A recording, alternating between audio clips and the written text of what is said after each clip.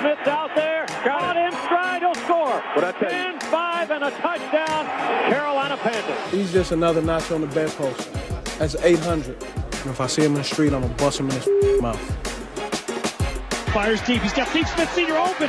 Caught 30-yard line. Bengal 20, 15, 10, 5. Touchdown, Ravens.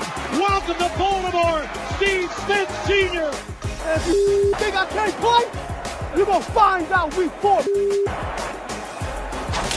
Our next guest is calling it quits after 16 NFL seasons. Not many people can say that, but after over 1,000 receptions, 81 touchdowns, and nearly 15,000 receiving yards, there's a good chance his next stop will be at the Hall of Fame in Canton. We welcome Steve Smith to the desk. Let me just say, congratulations on an incredible career. Appreciate it. Well, first of all, we do understand that the Hall of Fame is not just because of his play on the field. He has the greatest name in sports. You know, so give it love. Give it love right there. Give it love right there. Technically, it's Steve. Also had the whole league shook at his size. Like, no one wanted a piece of him somehow. That's right. Before you get to the Giants in the playoffs, by the way. But honestly, we've enjoyed watching you so much for years. Congrats. I appreciate it. So you know these Patriots very well. Which team is the biggest threat to New England in the AFC? I think the biggest threat can be potentially the Kansas City Chiefs. I think overall they're a more well-rounded team. I think defensively they create a lot of issues, but then offensively they are very explosive, but they also can become methodical down the field. And I think when you're playing the New England Patriots, you have to be patient. They do a very good job of making teams impatient, a la the Baltimore Ravens. When we become very impatient, you start to do things that are uncharacteristic. And when you do that, you make mistakes. And then all of a sudden you find yourself down 14 points in the beginning of the second quarter very quickly. I remember that game where we didn't even have the ball. You know, they had the ball for 10 minutes straight. So they do a very good job of dink and dunk. You know, Tom Brady's doing a great job, you know, without Gronk, without some of the big-name guys he's had in the past. But that makes his legacy even bigger because no matter who you put out there, he makes those guys better. He's very methodical. He could carve you up, just like you said about Aaron Rodgers. But I think he's a step above Aaron Rodgers. Several steps. No one's above Aaron Rodgers, Steve Smith. I know you've forgotten more football than I'll ever know, but you're wrong about that one. Look, you talk about the Kansas City Chiefs, you're absolutely right. That's the smart money pick, right? Like that's the most well-rounded kind of threat to the Patriots. And I've been all season saying, I know everyone wants it to be the Steelers. I grew up a Steelers fan even before I was a Giants fan because the Giants were sorry. The thing is, I wasn't paying attention to you during the season, so I don't know. Right. Right. Well, listen, you were playing. Yeah. But the fact is, I looked at the Steelers all season. I know people wanted it to be this historically great offense, but they were missing certain pieces. The defense was terrible. The secondary was no good. You know what's happened over the last 7 games? The Steelers have rounded into an elite defense. I mean, I see they can get after the quarterback. And now you have a team that is the real X factor, I think, in the AFC. Because, you got Brady. Okay, he's the best. How's Big Ben? Not too shabby. You got a receiver and a running back who are as good as you ever want to see. Like, you've never seen something really that much better than those guys. And now you got a defense that's getting after the quarterback. I know the Kansas City Chiefs are the smart money pick all season long, but the way they're playing right now, boy, I would not want to see the Pittsburgh Steelers. Well, listen, I agree with you there. The Steelers would definitely be a bigger threat to me because they're not as pedestrian offensively as the Kansas City Chiefs. And that's really what it comes down to. Jamal Charles, had he been in there, that would be different. Not to knock Spencer Ware, because I know Spencer Ware can play, and I got major props from him. But Jeremy Maclin has some health issues. Kelsey can play. We all get this. But I just look at the Kansas City Chiefs, and I say to myself, it all comes back down to Alex Smith. And that's the reason why I use pedestrian. He won't kill you, okay? But that's the problem. He won't kill you. You see what I'm saying? He won't kill himself, but he won't kill you either. Because but that's not necessarily all his fault. He is only executing the plays that are called. Well, if they are calling plays, sometimes question. Yes. Reason why I feel differently about that, educate me on this. I would feel that way if he were that way in a particular system. He's been that way since he's been in the NFL. That's my issue, no matter where he's at. So I got to believe that some coach, particularly somebody that I've known for years in Andy Reid, is going to cater his offense and the play calling according to the talent that he has at the quarterback position. There was a guy sitting in this seat before me, Donovan McNabb, who also played in the Andy Reid system and became a dink and dunk kind of offense. Even though when T.O. got there, they started to spread the ball down the field, but this is the same offense that also allowed Freddie Mitchell to think that he was a real superstar and a number one wide receiver. And you had James Thrash and Todd Pinkston. Exactly. But you had Brian Westbrook coming out of the backfield. Yes, but it was all within the hashes. It was nothing really going down the field. Every so often they would, but until they got T.O., they really didn't go down the field a lot. That's right. And so you take that now in Kansas City, and Alex Smith's a Utah guy, so I'm yay Utah. But he is a guy that's only executing the offense in which they have. They've always been in between the hash kind of offense. So what are you saying, Steve Smith? I love saying that name for somebody else, by the way. But what are you saying, Steve Smith? Are you telling me that we're going to wake up over the next couple of weeks and all of a sudden we're going to see an adventurous Alex Smith? That well, if you want to win, I got a question. That's not going to happen.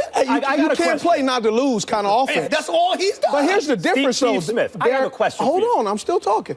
The defense gives I like this guy. the Kansas City Chiefs more opportunity offensively. When your defense isn't stopping anybody, your offense cannot make mistakes. They can't throw away the ball. You're not going to always win a game 27-30. You can't. If a team scores 27 points against you, 9 times out of 10, you're not going to win the game. Kansas City feels about being in Foxborough. You do know that. I've never been to Kansas City, so I'm not sure. Okay. Tell me when you're ready for the question. We're good. Okay, We're good. Ready? Good. Yes. I want to mess with Steve Smith. Boy, I've seen him, 300-pounders not want to mess with him. Now, you ain't been messing with Stephen A. Smith's point here, Stephen A. Smith's point really is, let's talk about the big picture with Alex Smith. Yes, I understand the plays, he has to execute the plays that are called. Yes.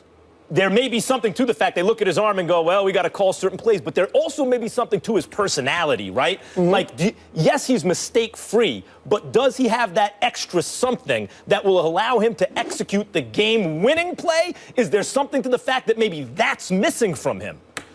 All these quarterbacks in here have had, at some point in their career, had a time where they have to adapt and understand, and offense coordinators and head coaches have to minimize the mistakes. And in these big games, they have to minimize the mistakes. They cannot go in there and all of a sudden and throw the kitchen sink. One of the things that you can always do, a guarantee a loss, if you try to be something you're not.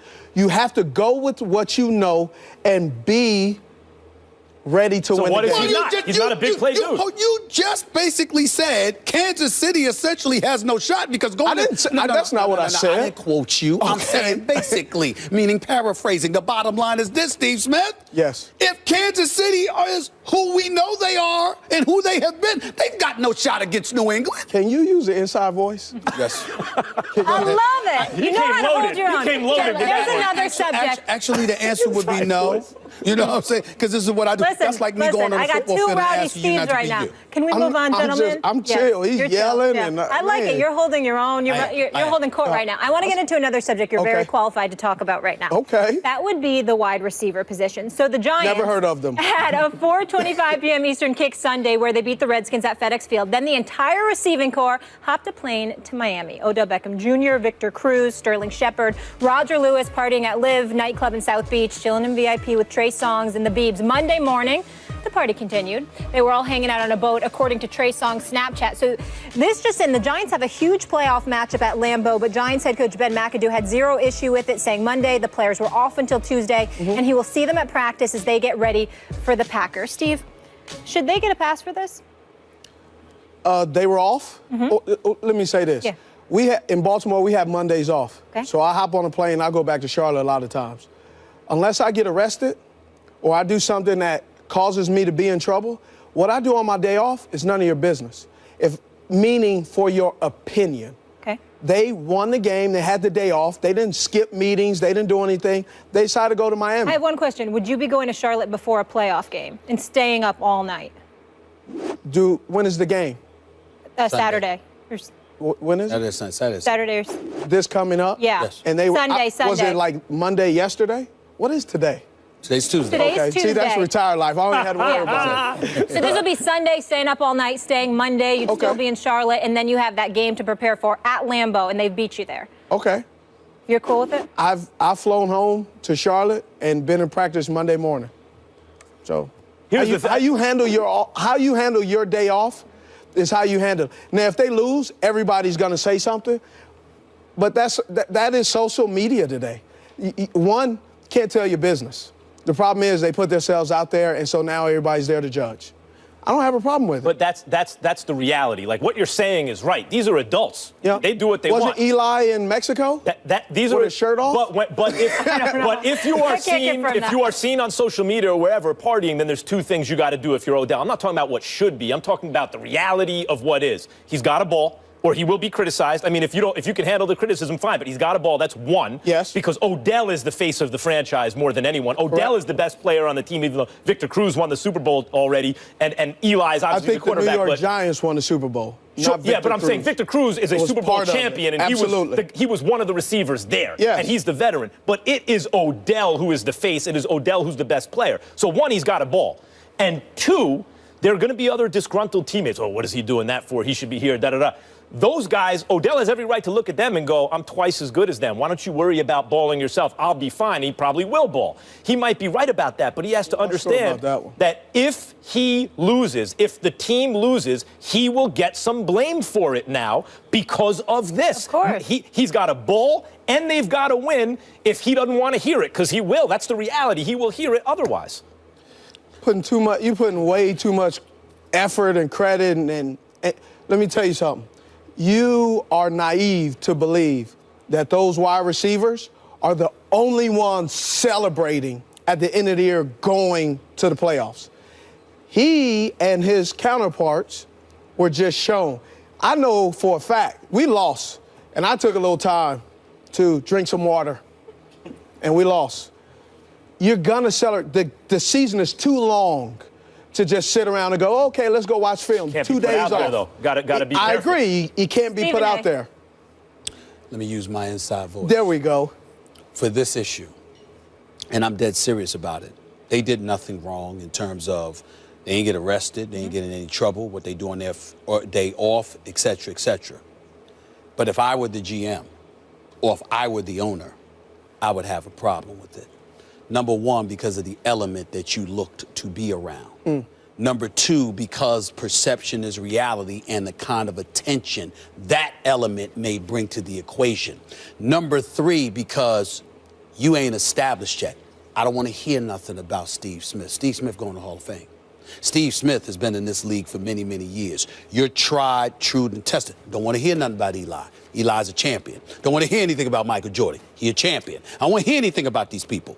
When I'm looking at you, and I love me some Odell Beckham Jr., brothers big time, but when you consider all the attention that you've had for various reasons in your young NFL career, the fact that you have no sensitivity at that particular moment disturbs me. Here's another thing, and this is the point that we brought up here. Yeah, the season is long. I never played football. I'm not qualified to dispute that. But I do know that dudes who are big time have bigger dreams. And dreams are of championships. And those championships that we're talking about here, that time that you spent partying and live, I could have been doing something else to have myself even better prepared, whether it's watching additional film. Results-oriented. If you win, everyone can shut up. I understand that. I'm just saying, I'm talking about beforehand, because the wins ain't guaranteed. You don't know. So what separates the great ones from those who are just very talented? It's that little extra something that they put forth that says whatever it takes for me to get that edge. I hate agreeing with him right now. Because that's the deal. And that's where I got a problem with it. But that's where legends are made, right? And I know it's not basketball. I know it's not Jordan gambling and then dropping 50 in Madison Square Garden, you know, coming in 3 in the morning on a helicopter. I get that. He was a champion. You don't have that much influence over the game like in basketball.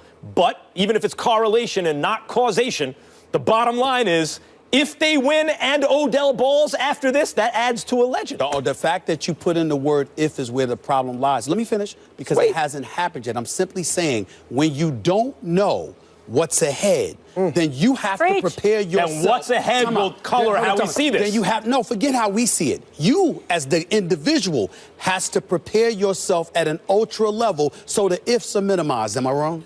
New millennium. No question. Steve Smith, appreciate you. Again, congratulations on an incredible career. Hopefully you will be back with us. Yes.